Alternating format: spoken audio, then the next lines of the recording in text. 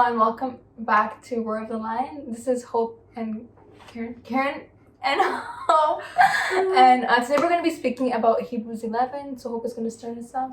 Yeah, so Hebrews 11 kind of just talks about how it is impossible to please God without faith. So then just going into that, do we earn God's love by having a degree in theology or by knowing our Bible really well? Did we earn God's love by going to church every week or going to church at least once a month?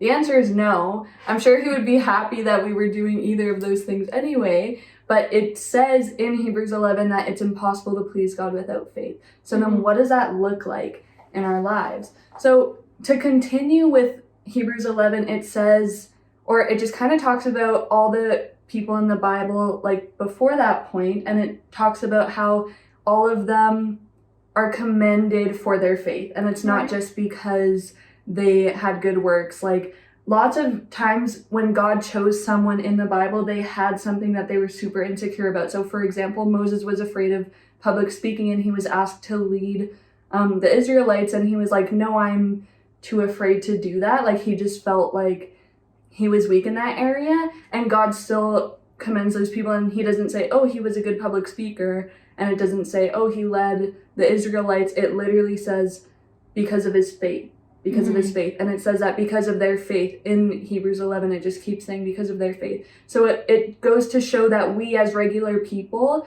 can also please God and be written in his books because of our faith. Right. So that just kind of helps me feel better, because I'm like, oh, now there's not so much pressure on me, and God came to us knowing that we were imperfect. And why else would we need him? Why would we need him if we had everything together, if we were perfect? Right. So what do you think about that? I mean, we did talk about it before, so I'm just gonna steal what you said. Yeah, for sure. You were asking me like, what do you think about how God has to take, like, even if you don't have those abilities, like God's still gonna use you even if you're like, you know, you're not best at it. Yeah. And your answer was like to show God's glory, like God wants to show his glory. And I was like, yeah, that's actually 100% true, because I can even look at my life and see how many times, like, if I look back, I'm like thankful, because I'm like, I know that's not me, it has to be God, right? So yeah. And it wasn't done based on your own ability. Like I think that about my personal experience with school, I'm like, I did not study as much as I definitely should have,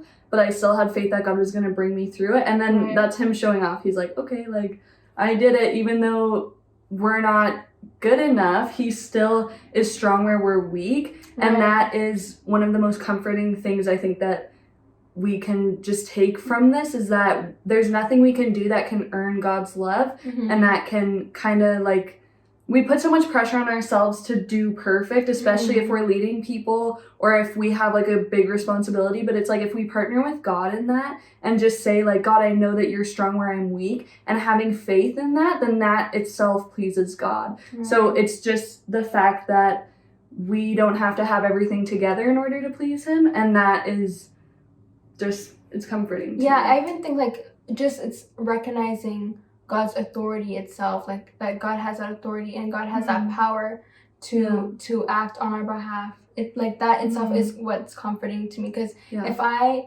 put all of that pressure on myself, I don't think I'd be able to perform as well as you would. Exactly. Yeah, that's true.